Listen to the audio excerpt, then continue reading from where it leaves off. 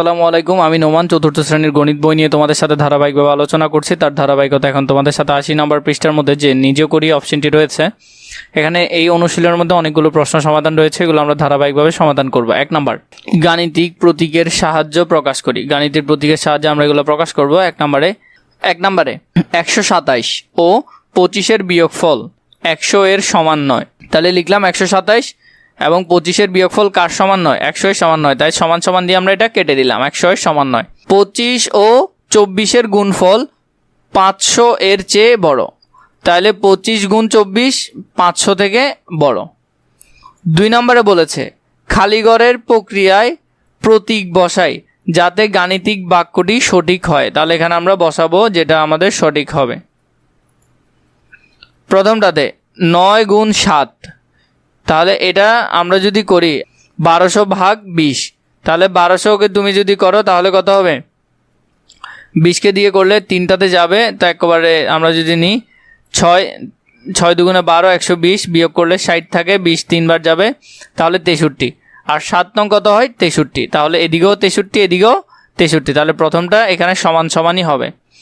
পরের 2 নম্বরটা আমরা করব। 1 নম্বরে এখানে আমরা কি দিলাম? এটা গুণ হবে, এখানে ভাগ হবে, তাহলে এটা সমান হবে। এরপরটা সমান করতে হবে। কিভাবে সমান হয় আমরা দেখব। 89 থেকে যদি 38 বিয়োগ করো আর 7কে যদি 7 দিয়ে গুণ করো, তাহলে প্রথমটা হবে বিয়োগ, পরেরটা হবে গুণ, তাহলে এটার উত্তরও কি হবে? একই হবে। বিয়োগ করলে কত আসে? 49, আর 7কে 7 দিয়ে গুণ করলে কত আসবে? 49 আসবে।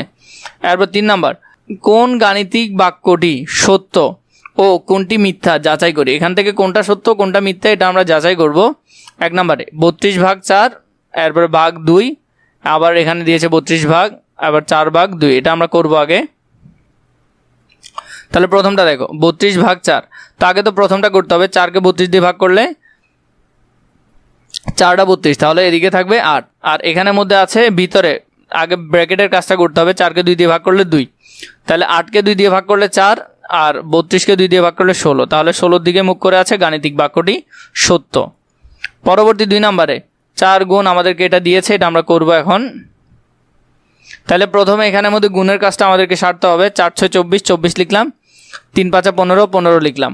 তারপর এখানে ব্র্যাকেটের ভিতরে কাজটা আগে করতে হবে। 6কে 3 দিয়ে যোগ করলে 3 আর 6 9, আর বাকিগুলো তো গুণ আকারে আছেই। তাহলে এখানে যদি এটা যোগ করি 49, এটা যোগ করলে 39, আর এদিকে 4 গুণ 9 গুণ 5, তিনটা গুণ করলে কত হয়? 180। গাণিতিক বাক্যটি মিথ্যা, এটা কখনো সমান নয়। এরপরে যদি আমরা 4 নম্বরটা খেয়াল করি, বাক্যের খালি ঘরে সংখ্যা বসাই যাতে গাণিতিক বাক্যটি সত্য হয়। এখানে আমরা এমন সংখ্যা বসাবো যাতে গাণিতিক বাক্যগুলো সত্য হয়। প্রথমে 49 ভাগ খালি বক্স, আর এদিকে হলো যে 56 ভাগ 8।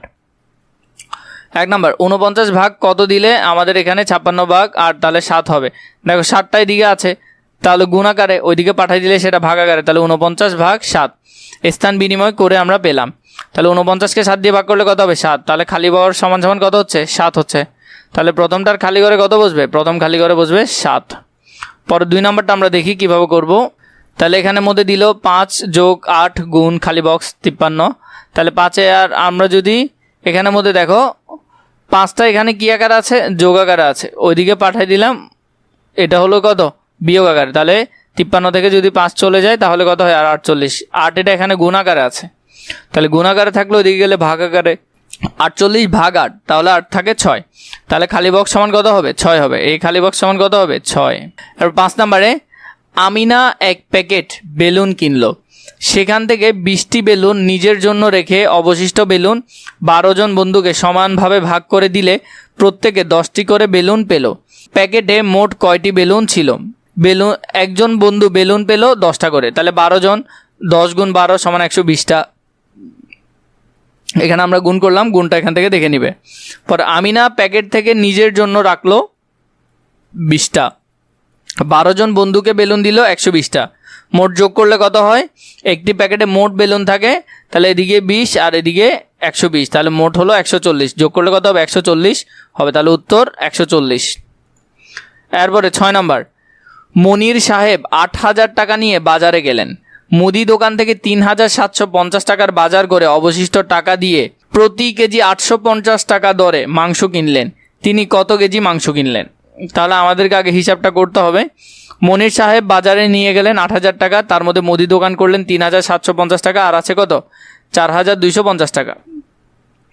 আবার তাহলে এখানে লিখবো মনির সাহেবের কাছে অবশিষ্ট আছে 850 টাকায় মাংস পাওয়া যায় 1 কেজি।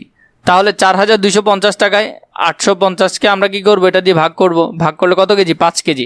মনির সাহেব 5 কেজি মাংস কিনলেন, তাহলে উত্তর হবে কত কেজি, 5 কেজি।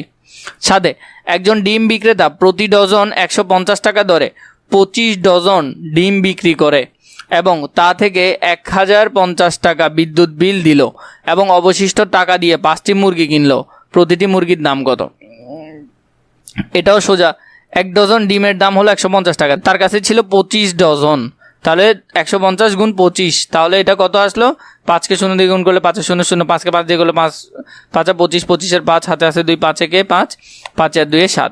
এক ঘরের জন্য একটা ক্রস চিহ্ন দিলাম, পরে 2 দিয়ে করলে 2 0 0, 2কে 5 দিয়ে করলে 5 গুণে 10, 10-এর 0 হাতে আছে 1, 2 একে 2, 2 আর 1 3, তাহলে যোগ করলে 3,750, তাহলে উত্তর হলো কত, 3,750। ডিম বিক্রেতা ডিম বিক্রয় বাবদ মোট আয় করলো 3,750 টাকা, তার মধ্যে বিদ্যুৎ বিল দিল 1,050 টাকা, আর ওর কাছে আছে কত, 2,700 টাকা আছে। আবার 5টা মুরগির দাম হলো 2,700 টাকা, তাহলে একটা মুরগির দাম 2,700 ভাগ 5, তাহলে 540 টাকা। তাহলে এখানে ভাগটা দিলাম, ভাগটা এখান থেকে দেখে নিতে পারবে। প্রথমে 5 2 ঘরে দিলাম, 5 5 25, এখানে 5 দিলাম 25, বিয়োগ করলে 2 2 এখানে কয়বার যাবে, 2 যাবে 20-এর মধ্যে 4 বার, 4 5 20, 20 দিলাম, আরেকটা শূন্য আছে, শূন্যের মধ্যে শূন্য, একবারই যাবে। প্রতিটি মুরগির দাম হলো 540 টাকা। কত টাকা, 540 টাকা। এখান থেকে সুন্দর করে এগুলো লিখে নিবে। 8 নম্বরে গল্প তৈরি করি। এখানের মধ্যে আমাদেরকে এগুলো দিয়েছে, এগুলো দিয়ে আমরা গল্প লিখবো। প্রথমে হলো 3,000 থেকে 480 গুণ 3 ভাগ 4, এরকম একটা গল্প আমাদেরকে তৈরি করতে হবে। তাহলে প্রথমটা, রহিম সাহেব 3,000 টাকা নিয়ে বাজারে গেলেন, তিনি 480 টাকা দরে 3টি হাঁস কিনলেন, অবশিষ্ট টাকা দিয়ে তিনি 4টি মুরগি কিনলেন, প্রতি মুরগির দাম কত? তাহলে এখান থেকে প্রথমটার গল্পটা এখান থেকে সুন্দর করে তোমরা লিখে ফেলতে পারবে। এরপরে 2 নম্বরের মধ্যে আমাদের যেটা ছিল, 5টি মুরগির দাম 2,450 টাকা হলে 28টি মুরগির দাম কত?